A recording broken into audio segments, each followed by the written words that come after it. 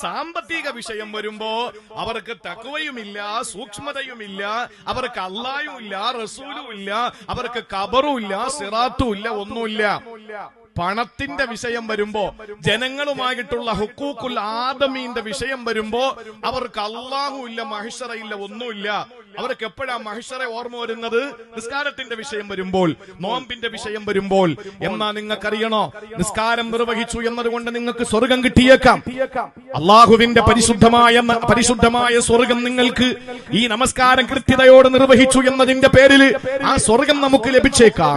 അതല്ലെങ്കിൽ നമ്മൾ തിന്മകളിൽ നിന്ന് ഓടി ഒളിക്കുന്നതിന്റെ പേരിൽ നരകത്തിൽ നിന്ന് നമുക്ക് മോചനം ലഭിച്ചേക്കാം. പക്ഷേ ആ വിജയവും ആ വിജയ പരാജയങ്ങളൊന്നും ശാശ്വതമാണ് എന്ന് നമ്മൾ കരുതി പോകരുത്. എന്തുകൊണ്ടെന്നാൽ അള്ളാഹുവിന്റെ സംതൃപ്തി കരസ്ഥമാക്കണമെന്ന ഏറ്റവും ഉന്നതവും ഉദാത്തവുമായ മഹാവിജയത്തിലേക്ക് നമുക്ക് എത്തിച്ചേരണമെങ്കിൽ അനന്തരാവകാശ സ്വത്ത് വീതിച്ചു കൊടുക്കുന്നതിൽ നമുക്ക് ജാഗ്രതയുണ്ടാകണം. നമ്മളിപ്പോ ഒന്നും അറിയില്ല.